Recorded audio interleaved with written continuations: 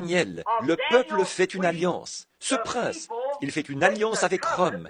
Il fait une alliance avec eux à cause de leur richesse, sans aucun doute, vu que ce sont les catholiques et les juifs qui détiennent les richesses du monde. Je suis allé au Vatican. J'ai vu la triple couronne. Je devais être reçu en audience auprès du pape. Le baron von Blumberg avait réussi à m'obtenir cela pour un mercredi après-midi à 3 heures. Quand j'avais été conduit auprès du roi, ils avaient défait les revers de mon pantalon. D'accord. On m'avait dit de ne jamais lui tourner le dos en le quittant. D'accord. Mais j'ai dit, qu'est-ce qu'il faut que je fasse devant ce personnage-là? On m'a dit, vous n'avez qu'à entrer, fléchir le genou devant lui et lui baiser le doigt. J'ai dit, pas question, pas question. Non, monsieur. J'ai dit, je suis prêt à appeler frère n'importe quel homme qui veut être un frère. Je suis prêt à l'appeler révérend s'il veut qu'on lui donne ce titre. Mais pour ce qui est d'adorer un homme, ça, c'est réservé exclusivement à Jésus-Christ. Voyez? Non, non, monsieur. Je ne baiserai la main d'aucun homme comme ça. Ça, non.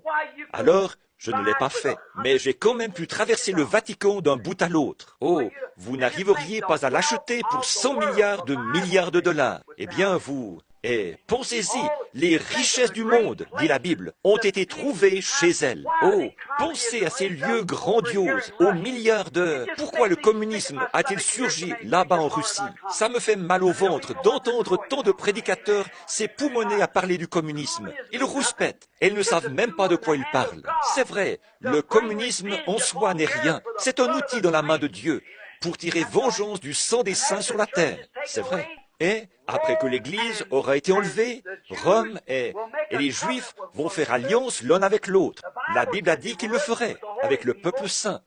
Et maintenant, remarquez, ils vont la faire. Parce que, quoi? Notre pays court à la faillite. Et le reste du monde, qui base son économie sur l'étalon or, est tout aussi fauché. Vous le savez, si nous vivons en ce moment des impôts qui seront dus dans 40 ans, où en sommes-nous? Il n'y a qu'une chose qui puisse se faire, c'est de retirer la monnaie de la circulation et de rembourser les bons. Et ça, nous ne pouvons pas le faire. Ils appartiennent à Wall Street. Et ce sont les Juifs qui sont à la tête de Wall Street. Le reste est au Vatican. Les Juifs possèdent le reste à Wall Street, avec le commerce mondial. Nous ne pouvons pas retirer la monnaie. Et s'ils pouvaient le faire, pensez-vous, ces manias du whisky et tous ceux du tabac, qui, avec des revenus de milliards de dollars chaque année, et ils se dégagent de tous leurs impôts en produisant des films vulgaires et des choses semblables. Ils vont en Arizona, là-bas, ils y achètent des millions d'hectares de terre, ou des milliers, et ils creusent de grands puits de 50 000 $, et ils payent ça avec leurs impôts. Mais vous, on vous mettra en prison si vous ne payez pas les vôtres. Seulement eux, ils s'en dégagent, et ils exploitent des puits, et ils envoient des bulldozers là-bas. Et qu'est-ce qu'ils font? Ils mettent en chantier des programmes de construction de maisons. À la fin du terme suivant, avec l'argent qu'ils ont fait, il faut qu'ils investissent. Alors ils construisent des maisons, des projets immobiliers, là, qu'ils vendent des millions de dollars. Pensez-vous que ces gars-là vont faire un compromis pour changer la monnaie? C'est comme cet homme là-bas à... Comment s'appelle-t-il? Comme Castro l'a fait. Il a fait la seule chose intelligente qu'il ait jamais faite, là, quand il a détruit les bons, qu'il les a remboursés et les a détruits. Remarquez, mais nous, on ne peut pas faire ça. Ces gars-là ne le permettraient pas. Les riches marchands de la terre détiennent tout cela. Alors, il n'y a qu'une chose à faire. L'Église catholique peut rembourser. Elle est la seule qui ait l'argent. Elle peut le faire et elle va le faire. Et, en le faisant, pour y arriver, elle fera un compromis avec les Juifs pour faire une alliance. Et quand elle fera cette alliance avec les Juifs, maintenant, souvenez-vous, je prends ça dans les Écritures. Et donc, quand elle le fera, qu'elle fera cette alliance, nous voyons dans Daniel 8, 23 et 25 qu'il fera prospérer les métiers. Et les métiers, ce sont les industries dans sa main. Alors, il fait cette alliance avec les Juifs.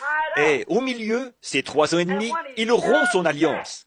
Aussitôt que tout est réglé, qu'il a immobilisé l'argent des Juifs. Et quand il fait ça, oh là là, là là, il s'appelle l'Antichrist jusqu'à la fin de l'âge de l'Église, car lui et ses enfants sont contre Christ et la parole. Cet homme s'appelle l'Antichrist. Or, il aura tout l'argent en main. Et alors, je pense que c'est à ce moment-là qu'elle sera introduite.